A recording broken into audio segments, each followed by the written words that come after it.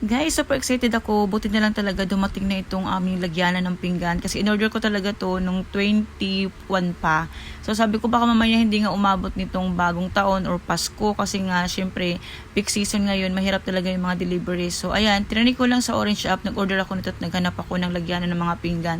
Tingnan nyo naman guys, very aesthetic ng aming lagyanan ng pinggan. Diba? Nakakasyala. Charot. Bukod kasi sa super cute niya guys at super ganda niya, napakaganda din ng kulay. Kaya naman pinalitan na namin yung aming lagyanan na aming pinggan kasi bukod nga sa bigay lang sa amin at luma na, sira-sira na din yung pinto nun kaya kailangan na talagang palitan para naman mabago. Nga guys, binibiro pa nga ako ng aking kaibigan, sabi nga niya parang lagyanan daw to ng makeup. Tingnan nyo naman yung alaga ko ay talaga nakikiipal pa siya, char. So ayan guys, bakit ko nagustuhan to? Kasi nga yung isa namin lagyanan ng aming pinggan or lagyanan namin talaga ng aming mga baso, pinggan at iba pa, wala siyang patuluan or meron siyang patuluan, lagi siya naiipon dito sa pinakailalim, dito sa mga lagyanan ng mga kutsara or mga kung ano pa. So ito, mayroon na talaga siyang sariling labasan ng tubig dito sa ilalim. So ilalagay nyo lang siya sa malapit sa pinakalababo para yung tubig doon na siya magdidirekta.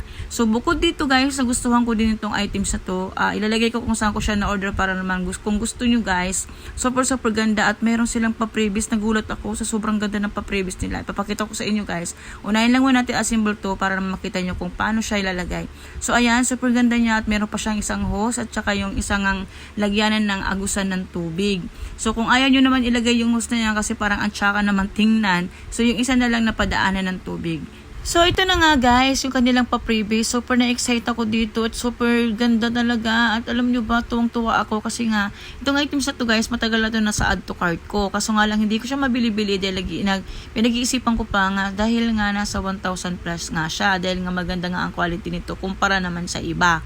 So ayan guys, dito nagulat ako dahil nung dumating itong aking items na in-order, ito yung previous na binigay sa akin ni seller. Napakabait at napakagalanti niya. So ayan guys, sa mga gusto nito, ilalagay ko kung saan ko siya na-order para naman matry nyo at makahabol kayo sa previous nila. So tingnan nyo naman guys, super ganda at alam mo yung parang ang ganda-ganda ng kusina mo at lababo kung ganito naman makikita mo. Simple lang pero ang ganda. Yun lang, bye!